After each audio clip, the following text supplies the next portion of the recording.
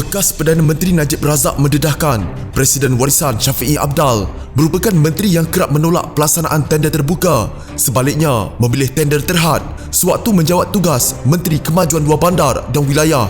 Najib yang ketika itu turut menjawat tugas sebagai Menteri Keuangan berkata apabila beliau menolak permohonan Shafie, bekas menteri berkenaan akan mengirimkan surat rayuan untuk dipertimbangkan semula olehnya. Semasa saya Perdana Menteri dan Menteri Keuangan, menteri yang paling kerap menolak tender terbuka dan meminta tender terpilih ialah calon Perdana Menteri Pakatan Harapan Plus. Bila kita tolak dia boleh tulis surat rayuan pula. Jarang ada orang tulis surat rayuan untuk ini. Tidak ada menteri lain seperti dia, sehingga surat permohonan untuk tender terhad dan surat rayuan bertimbun-timbun di Kementerian Keuangan, katanya dalam satu kenyataan di Facebook.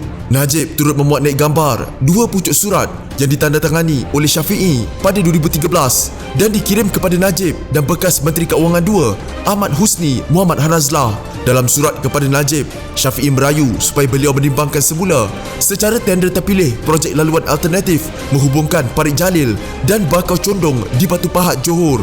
Surat kedua yang ditujukan kepada Husni pula merayu pertimbangan semula tender terpilih bagi pelaksanaan projek membina jalan ke Mini Estate Sejahtera, Kampung Timpagu Laut, Penampang, Sabah. Najib berkata, Shafie pada suatu ketika pernah menzahirkan rasa tidak puas hati atas tindakan yang menolak permintaan beliau pada waktu itu.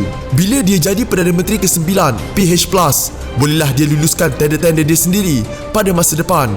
Seperti apa yang dia sering buat, bolehlah dia berhenti tulis surat rayuan pada masa itu.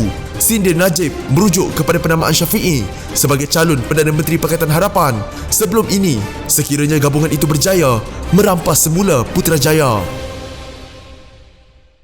Jika anda mempunyai gejala seperti demam, batuk dan sesak nafas, jangan berlengah untuk terus ke klinik atau hospital bagi menjalani ujian saringan. Bersama kita tangani wabak COVID-19.